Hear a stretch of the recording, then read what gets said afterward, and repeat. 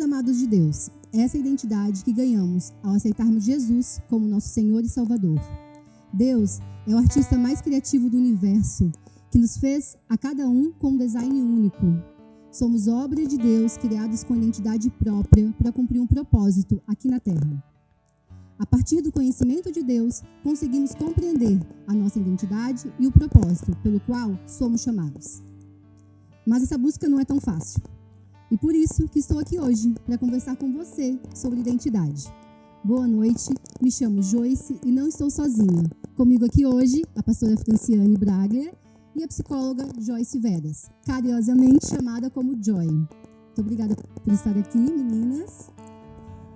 E a identidade, ela é tão simples de uma forma, mas ao mesmo tempo tão complexa. Joyce, como que a psicologia conceitua a identidade?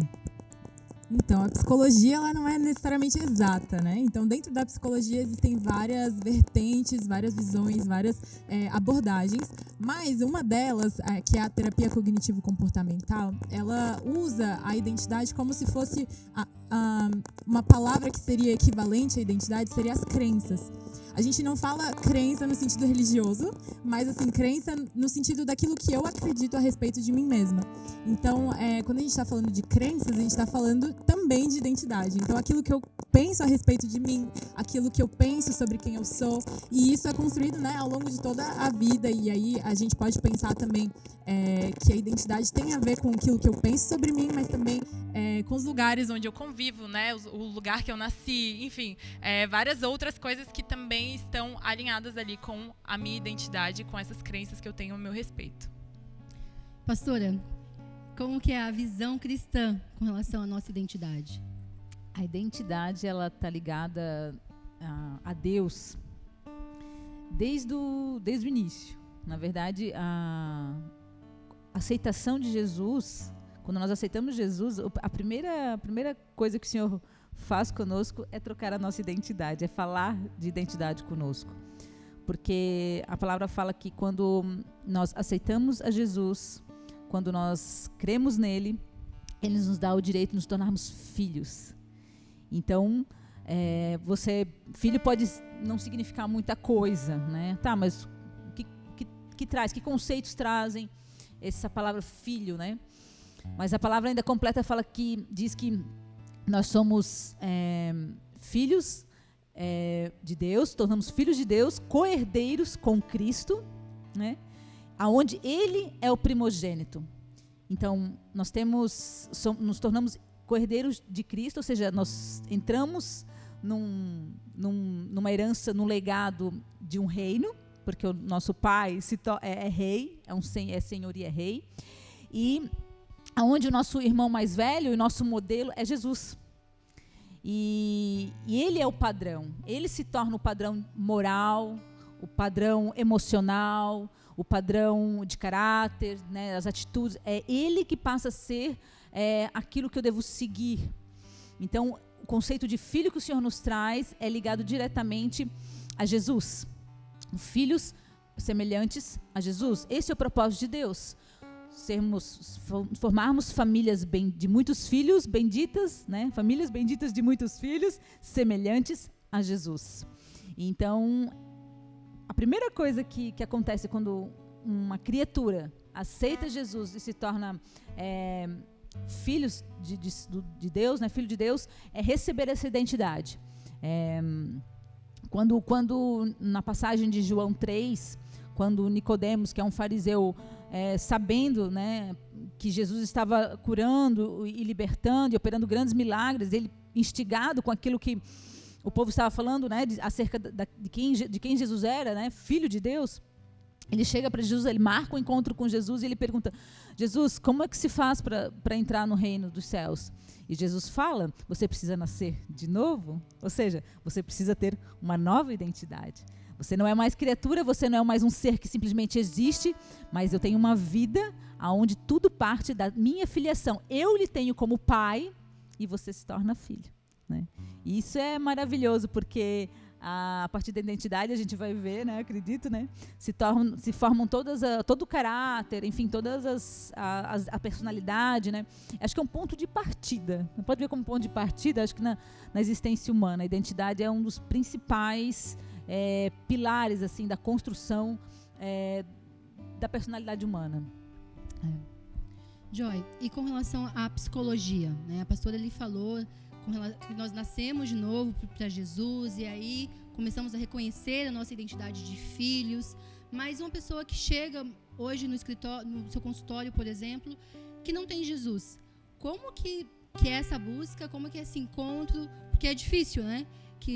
Quando aceitamos Jesus, somos filhos. E até a pessoa não conhecer Jesus, como que é essa identificação? Legal. Eu acredito, antes de responder, né, que mesmo quando nós somos cristãos e a gente entende essa identidade como filhos, como eu falei antes, né, a identidade pode ser equivalente à crença. Então eu posso sim entender na minha mente que eu sou filho, mas essa crença pode não estar enraizada dentro de mim. Então, esse trabalho que seria com cristão, eu também faço, né, num consultório, é muito de a gente reconhecer primeiro essas crenças. Então, a gente tem crenças que são saudáveis a nosso respeito e tem crenças também que não são saudáveis, né? Então, tem as crenças funcionais e as disfuncionais. E aí, nas disfuncionais, a gente tem 3 tipos de crenças, né, que são 3 categorias, que são as crenças de desvalor, desamor e desamparo. E aí, cada uma delas vem a partir de alguns tipos de pensamentos específicos. Então, assim, tem pensamentos que eu tenho de que eu sou insuficiente, ou que tem pessoas que pensam, né, eu sou um lixo, eu sou inútil, ou que eu não sou digno de ser amado.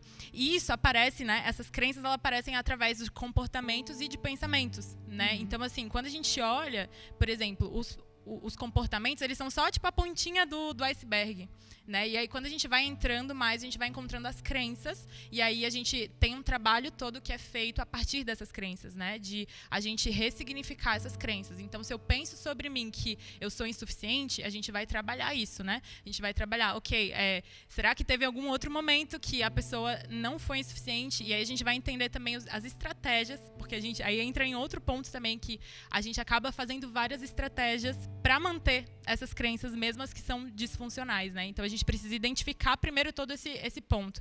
Quando a gente não identifica, quando a gente não reconhece, essas crenças, elas vão ficando mais enraizadas e mais difíceis de serem tratadas, né? Então, é bem importante que a gente pegue não só os comportamentos que são externos, mas vá aprofundando até encontrar as causas. Isso, encontrar essas crenças que estão ali enraizadas, né? Então, por exemplo, se eu tenho um comportamento de comparação, me comparar, essa não é o principal, né? Essa é só a partezinha externa do que está aparecendo ali, que é alguma crença mais profunda, que a gente poderia dizer que às vezes está lá no inconsciente, talvez, né? E aí a gente vai fazendo esse trabalho de pesquisar através de várias atividades para poder chegar nessas crenças e poder ressignificar elas e criar novas crenças, né, positivas a respeito de como ela se enxerga, né? Legal, Joy. E assim, o que é o mais interessante, né, com relação não só na visão da psicologia, como na visão também cristã, que elas conversam entre si, a gente já percebeu isso já, que elas conversam entre si, mas o que é mais incrível é que quando você aceita Jesus, né, quando você tira tudo que é seu, né, mesmo, e aceita viver uma nova vida com Ele, você aceita a sua identidade de filha. Mas uma das dificuldades como que eu consigo me enxergar, pastora Fran? Com a minha identidade de filha, né, e também com a minha identidade de noiva, porque são duas coisas diferentes, mas também que se ligam. Sim. Assim como Deus, né, se apresenta na Bíblia de várias formas, né? Ele é Deus, é um pastor, ele é um carpinteiro, ele é um rei, né? Mas ele também é um amigo, né? Ele é um conselheiro. Dependendo do propósito, do momento, né, que o Senhor quer tratar com você, Ele vai te chamar de filho, vai te chamar de um amigo, ou vai te chamar para um relacionamento de intimidade, né? E a palavra diz que nos últimos dias, né, Jesus voltará para buscar uma noiva sem mácula, sem ruga. A noiva que a gente entende na palavra é a igreja de Deus, né? São aqueles que perseveraram na fé, guardaram a sua fé até o fim. E então aqueles que guardaram este relacionamento de intimidade, que alcançaram um relacionamento de uma maturidade a ponto de se tornarem noiva, né? E a gente pode se comparar realmente ao noivado de um homem e uma mulher, né? Que tem intimidade, que se conhece no olhar, que antes de você pensar, você já sabe o que está, né? Puxa, o que ela está pensando pela forma com que ela se mexe, com que ela se comporta, né? Você já sabe o que ela está querendo falar. E isso tem a ver com o grau de maturidade que você alcançou no seu relacionamento com Deus, né? E só para complementar um pouquinho o que a Joy falou sobre as crenças, né? Isso é muito, a gente vê muito assim na vida do cristão, né? Quando a gente aceita Jesus, de trabalhar essas questões da vivência, né? Que acabaram gerando uma perversão daquilo que você acha que você é e que reflete no pecado, né? O pecado, que são essas disfunções, né? Emocionais, sexuais, disfunções até de alimento, né? Alimentares, porque as compulsões, né? Mas do alcoolismo, da droga, né? Relacionais, né? As dependências. Isso são, na verdade, sintomas, né? Do que ela falou de causas que foram geradas ao longo desta vida, de traumas, de dores, de perdas, aonde o diabo, né? E aí é o entendimento espiritual, né? Faz com que aquelas palavras, aquelas situações se voltem contra a pessoa, né? Então, ele gera ali naquelas lacunas na alma da pessoa, e aquelas lacunas, quando não supridas pelo Espírito de Deus, né? Porque o único que pode curar totalmente, né? Essa lacuna, suprir totalmente essa lacuna, nós entendemos que é o Espírito Santo de Deus, que pode nos suprir de todas as necessidades, e por isso que a palavra fala que Ele tem a água, né, que se nós bebemos da água, da fonte dessas águas, nós nunca mais teremos sede. Então, quando nós conseguimos preencher com o Espírito Santo, né, nós somos curados verdadeiramente, mas o diabo, por conseguinte, o trabalho dele é justamente pegar essas mentiras, né, daquilo que nós não somos, e todos os dias martelar, você jogar para os sintomas, né, para essas disfunções. Você é o viciado, você é o alcoólatra, você é o pervertido, você é a pessoa uma mulher ou homem que não tem valor, ninguém te ama. E isso quer fazer com que você acredite que você seja assim e você se afaste de Deus, né, e viva escravo dessas disfunções a ponto de ter uma vida infeliz e sem propósito. Né? Esse é o plano do diabo. E quando nós desmascaramos o plano do diabo, nós trazemos à luz o propósito que o Deus tem para você. Se você é filho, Deus tem um propósito, né? Então nós afastamos dessas mentiras de Satanás e reafirmamos, né? Aprovamos aquilo que o Senhor pensa dele, aquilo que Deus pensa dele, né? Então é um trabalho de mudança de crença também, né? Eu acho bem legal isso que até na Bíblia fala, né, sobre a renovação dos pensamentos, que tem tudo a ver com o que a psicologia faz, né? Eu acho que a psicologia é uma ferramenta que pode ser usada também, né, para essa cura também da igreja, porque a pastora Fran trouxe isso, né, de traumas, de situações mais marcantes, né, na vida da pessoa, situações que são que a gente pode entender que foram feridas bem profundas, mas ao mesmo tempo, quando a gente pensa nas crenças funcionais e nas disfuncionais, a gente entende que todo mundo ao longo da vida constrói essas crenças. Então, não necessariamente, se eu não tive um super trauma na minha vida, eu não vou ter crença nenhuma disfuncional. Não, na verdade, todo mundo tem, a partir das nossas relações. Então, as relações que eu tive com os meus pais, a relação das pessoas que me cercavam, né, o que elas falavam a meu respeito. Então, se eu cresço ouvindo, por exemplo, você é muito quietinha, você não fala nada, não sei o quê, isso já vai construindo em mim um pensamento. Eu posso, por exemplo, criar um pensamento de, então eu sou tímida. Enfim, né? Só que isso, eu estou falando aqui um exemplo bem, bem bobo, né? Mas que vai sendo construída toda uma identidade a partir daquilo que eu fui ouvindo. Então, os traumas, sim, isso acontece, mas também nas simples coisas que a gente vai coletando, repetidamente, né? Na vida, isso. Ouvindo. E aí vai construindo e às vezes... Vendo, né? Os olhos enxergam, né? A nossa realidade, a nossa volta. E aí vai construindo essa coxa de retalhos aí, né? Sobre quem nós somos. E esses pensamentos, eles aparecem no nosso dia a dia muito mais rápido do que a gente pensa, né? Então, às vezes eu não fico assim o dia todo pensando, eu sou horrível, mas quando eu vou parar para identificar esses meus pensamentos, o que eu encontro ali?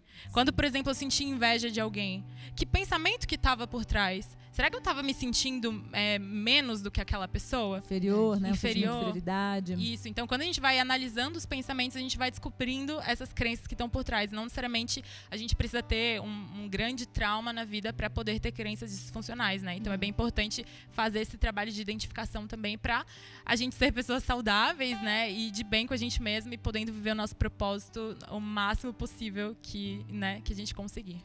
Com relação a essas crenças, eu cuido dos adolescentes aqui da Igreja Nação dos Montes, e é muito interessante porque eles têm da idade de 13, 17 anos e estão na construção, né? Estão conhecendo a sua identidade, e realmente existe muito com relação a eles se compararem ao outro e olhar para si e falar, não, eu não sou legal, eu quero a outra identidade que é muito melhor do que a minha.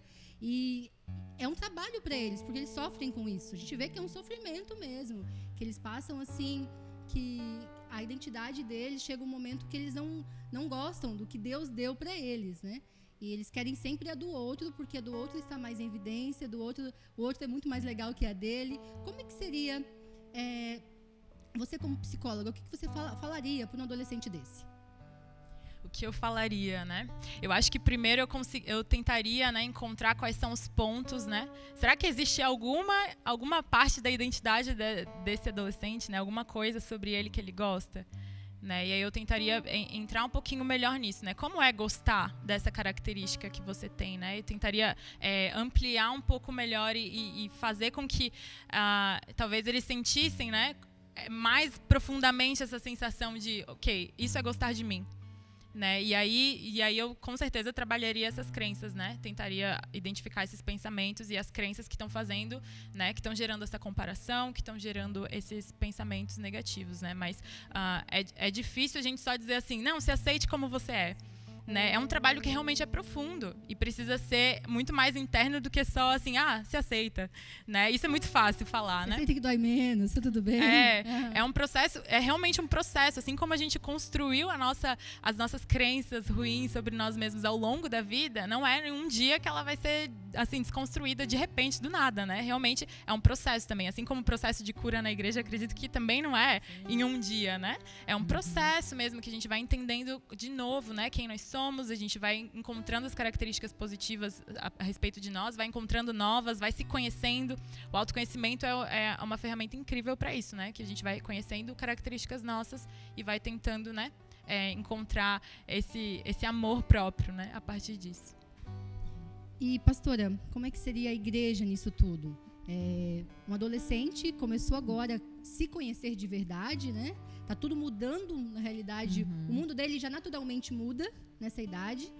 E agora ele chegou e tem tantos conflitos com ele mesmo dentro da igreja. Como é que seria se formar? Eu tenho filhos pequenos e é uma preocupação. Essa nova geração, né? Ela tem um problema, tem de passar por um problema que é a questão de um levante massivo, né, para destruir a identidade. Porque hoje o que a sociedade prega é uma disfunção da identidade. Você pode ser qualquer coisa, né? E as pessoas estão perdidas. Que a gente vê que essas pessoas se perdem, porque como se houvesse, você pode ser qualquer coisa, né? E Deus não nos chamou para ser qualquer coisa, né? Deus nos deu um nome, Deus nos escolheu no ventre. E nenhuma vida é sem propósito, nenhuma vida é um erro, um equívoco, não.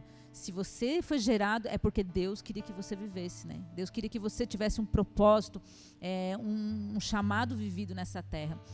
Então, a gente, quando chega um adolescente, a gente precisa compreender o contexto familiar que ele está inserido, né? Então, o ideal é buscar as referências familiares que ele cresceu, né? Onde ele foi criado, os exemplos, né? As afirmações que ele recebeu ao longo do seu crescimento, as palavras que foram lançadas sobre ele, as vivências, né?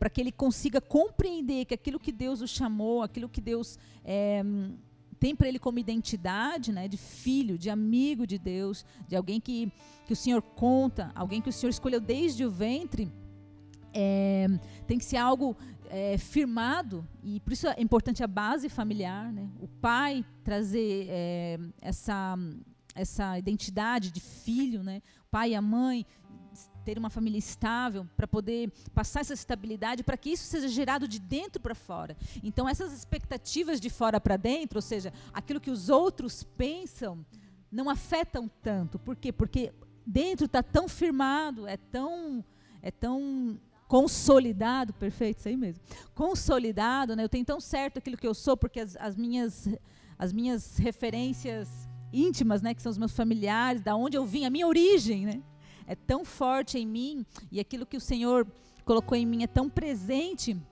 que as vozes externas, elas, não que eu não ouça, claro, né, a gente, amigos, né, as pessoas, é importante você ouvir os outros, né, mas elas não vão te desviar daquilo que você tem a firme convicção daquilo que você é, né? E na igreja, e o Senhor, né, quando ele enxerga uma vida perdida na sua identidade, ele vai trazer para si, né? Ele vai trazer para si, vai acolher, e a primeira coisa que ele vai é dar um colo de pai para um filho, né? E dizer, olha, filho, não ouça a voz que querem te colocar para baixo, dizer aquilo que você não é, né, fazer com que você seja algo que você, né, não nasceu para ser. Porque uma pessoa que não tem firmado a sua identidade, né, não vai saber cumprir o seu propósito, vai andar errante pelo mundo, vai andar perdida pelo mundo. E aí vem as depressões, as frustrações, né, enfim, os vícios, né, que acabam levando a pessoa realmente a viver uma vida de miséria e de tristeza. E não é isso que o Senhor tem para nós, né? O Senhor quer uma vida que cumpra esse propósito. Mas no reino de Deus tudo coopera para o bem daqueles que amam o Senhor, até mesmo as vivências ruins, né? Deus usa as vivências ruins para que a gente possa formar o nosso caráter, né? Sermos curados e servir de inspiração para outros. Verdade, é uma soma na realidade, né? Muitas vezes a gente pensa da seguinte forma, se eu não tiver um dia incrível do jeito que eu acho que é incrível, né? Porque não vou estar satisfeita. E a identidade é muito isso, né? O Senhor, ele criou a gente com um propósito, uma aceitação de si mesmo. Uma aceitação de si mesmo. E muitas vezes não vai ser muito, o que eu passei não foi muito legal, mas isso faz quem eu sou hoje, e vai ser uma soma na minha identidade também, e eu vou aprender com isso, né? Isso vai formar o meu caráter em Cristo, né? E o que mais interessante com relação aos adolescentes e até mesmo a adultos, né? O que a gente vê hoje dentro da igreja as pessoas, eles olham para o que é normal, né? O louvor que está na parede, que está aqui, todo mundo vê, o ministro, o pastor. Muitas vezes o adolescente olha e fala, eu não sei dançar, eu não sei cantar, eu não sei falar, o que eu vou fazer, né? Qual é a minha identidade, o que Deus me fez. E muitas vezes ele é um intercessor, ele é para a oração, e aí ele acaba não se achando, não se encontrando e vai se diminuindo. Na realidade, o que nós temos que aprender nesse nascer de identidade, nesse conceito de identidade, é que eu tenho que primeiro me olhar, né? Primeiro falar, olha, eu sei que eu sou filha amada, que isso é o que nós ganhamos quando aceitamos Jesus, mas depois disso, eu falo, Deus, qual é o meu propósito? E é aí que eu vou crescer na minha identidade, né? Sim. É aí que vai se formar. E hoje a gente, acho que nunca teve num tempo que essa identidade esteve tão rompida, né? O diabo, ele tá focado em destruir realmente a identidade, principalmente do cristão. Porque se ele acabar com essa identidade muito mais cedo, por exemplo, com os adolescentes, que estão hoje na nova geração, ele sabe que ele não vai ter uma igreja fortificada, né? Ele não vai ter a continuidade do propósito de Deus, do plano de Deus. E isso é muito difícil, porque, eu sei que eu sou filha amada, eu estou descobrindo o meu propósito, mas eu ainda não consegui construir a minha identidade. E essa construção é difícil, né? A gente manter essa construção é difícil. Joy, como é que você acha que a igreja pode ajudar na construção dessa identidade? Como que ela pode auxiliar como formação? E no todo, até a pastora Fran também pode responder nessa construção. O que a psicologia ajuda dentro da igreja a construir a identidade de uma pessoa? Legal. Acho que a fé, ela faz muito parte, né, de tudo que nós somos, e a psicologia não descarta isso, né? A psicologia não descarta a fé como um dos elementos centrais ali, importantes, né, da construção de um ser humano. Então, a gente entende que nós somos seres sociais, psicológicos, biológicos e também, né, espirituais de alguma maneira, né? Claro que tem vertentes da psicologia que focam um pouco mais nisso e outras que nem tanto, né? Mas eu acredito que o convívio, né, numa comunidade de fé, te faz se olhar muito, te faz se sentir pertencente a um grupo social. Isso é muito importante para você entender de onde você faz parte, né? Quem você é. E esse convívio com pessoas diferentes de você te faz identificar aquilo que é diferente de você, aquilo que é parecido. Então, nesse processo de identificação, né, com outras pessoas e também de olhar aquilo que é diferente, você se enxerga muito, né? Você começa a descobrir quem você é. Então, uma criança, um adolescente que convive num contexto como esse, né, de comunidade de fé, constrói muito, sim, a sua identidade, porque consegue se olhar, consegue olhar o outro, consegue perceber aquilo que ele é, como ele é diferente, como ele não é diferente, né? Então, e eu entendo que a igreja é uma comunidade muito próxima, né, muito íntima, tanto quanto uma família, por exemplo, né? Então, realmente, é muito convívio, né? As pessoas estão ali sendo cuidadas, sendo ouvidas o tempo todo, né? Então, realmente, faz muito parte da construção da identidade, com certeza. A psicologia é o estudo da mente humana. Então, nada mais é que o estudo da criação de Deus. E ela então, é uma ferramenta preciosíssima, assim, para nós que lidamos com a criação de Deus, que é o próprio ser humano, né? Assim como a medicina também, é o estudo da parte fisiológica, né, da saúde da criação de Deus, a parte da mente, da alma do homem, né? A psicologia nos traz muita instrução, muito suporte, né, teórico, para a gente conseguir entender, compreender alguns comportamentos, né? E até ouvi uma frase da pastora Jaque Hayashi, né? Não demonizem a psicologia, nem idolatrem a cura e libertação, e nem vice-versa. Eu acho que uma complementando a outra, uma servindo como o braço, né, da outra, em prol da vontade de Deus, né, em prol da salvação, em prol do desenvolvimento da salvação de uma vida, é o que a gente, como igreja, deve fazer, né, e deve estar aberto a isso. Então, eu super apoio a psicologia dentro da igreja, é muito importante. Cada vez mais nós estamos vivendo dias difíceis, né? E as pessoas com muita dificuldade de lidarem com seus próprios conflitos emocionais. Então, a área da psicologia, que traz muito a arte do ouvir, né? E isso é muito importante. É um estudo, é uma área, é uma ciência que para nós, como igreja, é muito importante nesses últimos dias, poder utilizar como um braço para nos auxiliar. É verdade. E lembrando, né, que Deus, ele deu sabedoria, né, para os psicólogos. Ele criou realmente essa profissão linda para ajudar no reino, né? E é muito importante porque, como a pastora falou, sempre vai andar junto, né? Não tem como a igreja não querer também a profissão que Deus criou, né? Isso vai auxiliar muito com relação à vida de igreja, à vida do corpo, vai auxiliar muito na nossa construção, não só de libertação, realmente que a gente precisa de uma libertação, sim, e também precisa dessa ajuda dos psicólogos, né? E como é importante ter os psicólogos dentro da igreja, psicólogos cristãos, pessoas que a gente pode indicar realmente, que vai auxiliar a igreja a continuar subindo, a continuar sendo um no corpo de Deus, né? E uma identidade que me chama muita atenção na Bíblia, que teve, sim, tudo isso que a gente falou aqui agora, essa construção, que a pessoa se reconheceu e viu qual era o propósito dela, era a identidade de Maria Madalena, né? Maria Madalena, ela tinha tudo para não ter uma identidade, né? Não ter uma identidade saudável. E ela encontrou, apesar do seu rótulo que ela tinha, um rótulo de pecadora, e ninguém dava nada por ela, e ela teve um encontro com Deus, né? Ela aceitou Jesus como seu Senhor e Salvador, e depois daquilo, ela modificou totalmente a identidade dela. Ela foi uma das mulheres que seguiu Jesus até a cruz. E ela é um grande exemplo realmente para que não importa o seu pecado, não importa o que você fez, não importa nada disso. Depois que você aceita Jesus como seu Senhor e Salvador, Ele pode mudar o seu propósito, Ele vai mudar tudo que você criou até então e você vai seguir uma nova vida com Ele. Amém? Hoje nós ficamos por aqui, mas nós temos um desafio para você aí de casa. E esse desafio é o seguinte: você vai entrar no seu quarto, pegar um papel e vai descrever o que você acha de você, quem você é, como você se vê. E depois disso, logo em seguida, você vai se escrever também como a Bíblia, Deus te vê. E fique conosco para o próximo programa, não vamos perder o próximo programa. Nós vamos conversar aqui também com a pastora Fran, com a psicóloga Joyce. Vamos continuar esse assunto que é incrível para conhecimento, de busca.